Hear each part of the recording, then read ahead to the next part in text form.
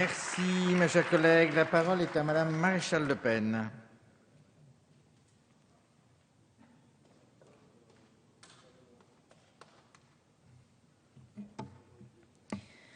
Merci Monsieur le Président, Monsieur le Ministre, chers collègues.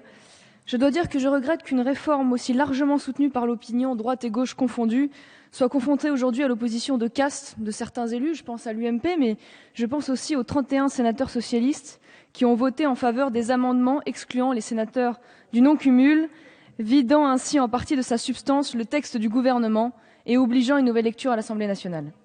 Ils ont ainsi montré leur attachement à leurs privilèges, au mépris des engagements du programme socialiste sur lequel ils ont été élus et leur opposition à l'une des rares mesures du programme respectées par leurs candidats à l'élection présidentielle.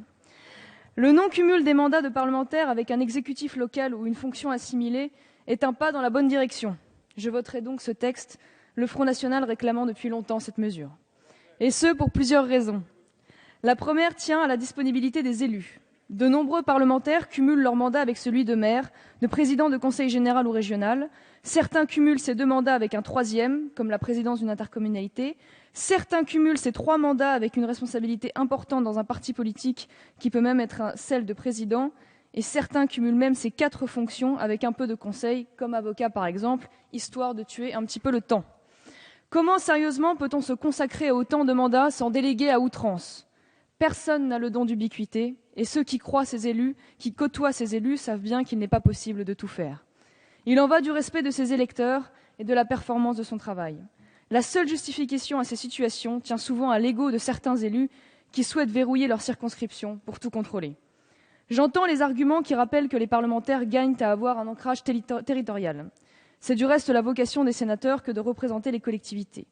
Mais était-ce normal d'organiser un conflit d'intérêts majeur en permettant, par exemple, à ces mêmes sénateurs d'être présidents de conseil général et de pouvoir ainsi distribuer l'argent public aux villes dont les conseillers municipaux composent leur collège électoral? Cela est proprement scandaleux. Avoir un ancrage local ne sous-entend pas nécessairement que l'on doive être à la tête d'un exécutif. Un mandat de conseiller municipal, départemental ou régional permet ce lien avec les instances locales. Le non-cumul des mandats permettra, je l'espère, de lutter contre l'absentéisme et de recentrer les parlementaires sur leurs missions essentielles que sont le vote de la loi, le contrôle de l'action du gouvernement et l'évaluation des politiques publiques. Mais surtout d'éviter le conflit d'intérêts.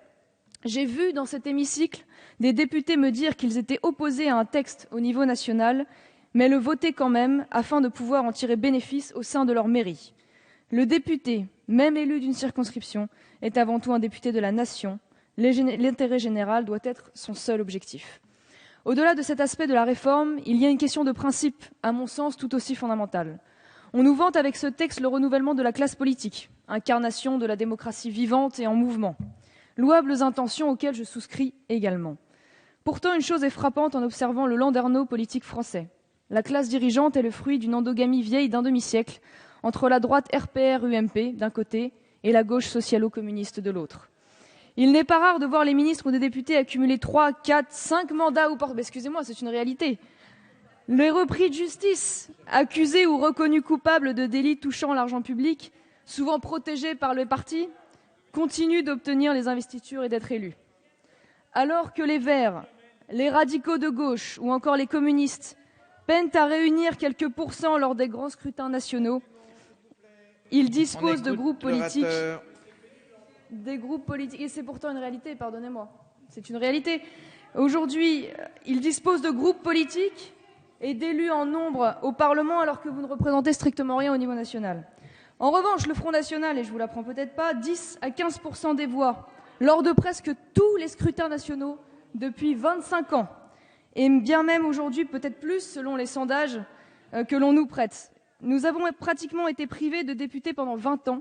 Nous sommes aujourd'hui 2 députés sur 577, 2 conseillers généraux sur 6000, n'avons aucune mairie, aucun exécutif local. Pour que la démocratie respire, il ne faut pas qu'un même élu cumule mandat parlementaire et exécutif local, mais au niveau macro-politique, il ne faut pas non plus que des millions de Français soient bâillonnés, quand bien même leur vote vous déplairait. Sur cela, votre texte ne dit rien et je le regrette. Alors si vos objectifs sont sincères, vous irez au bout du raisonnement. La première et la plus nécessaire des diversités, lorsque l'on parle politique, c'est celle des idées, vecteurs de la souveraineté populaire. Le renouvellement et la représentativité avant de passer par la parité ou les redécoupages de cantons doivent avant tout être celles des sensibilités politiques en phase avec la réalité de notre temps. Chaque jour, la classe médiatique parle et les politiques s'émeuvent du taux d'abstention en France. Quoi d'étonnant lorsque les Français ont le sentiment que leur vote sera balayé face aux petits arrangements politiciens des partis politiques. La vérité est que la France n'est plus une démocratie, c'est une oligarchie, et je l'affirme avec beaucoup de tristesse. Alors j'espère que ce texte n'est qu'une étape afin de mettre fin aux dérives politiques d'une classe politique qui se coopte, qui se protège et qui s'éloigne de la base inexorablement. Elle s'en éloigne parce qu'elle mesure chaque jour de plus en plus le fossé qui se creuse entre elle et les attentes des Français, criant au populisme et à la démagogie chaque fois que l'on cherche à remettre le peuple dans le jeu politique. S'agissant de la date d'entrée en vigueur de la règle, je regrette qu'ait été retenu le premier renouvellement après fin mars 2017. Le PS étant lui-même divisé sur la question, son premier secrétaire étant notamment favorable à une application immédiate. Visiblement, les craintes d'une déroute aux élections partielles de l'actuelle majorité ont fait pencher la balance. Alors je terminerai en rappelant le sort réservé à certains textes d'application différée, comme le conseiller territorial, supprimé par la majorité sans qu'il ait reçu la moindre application, pourvu que ce texte primordial ne connaisse pas le même destin et se voit complété par la mise en place de la fameuse dose de proportionnelle promise par le président. Merci.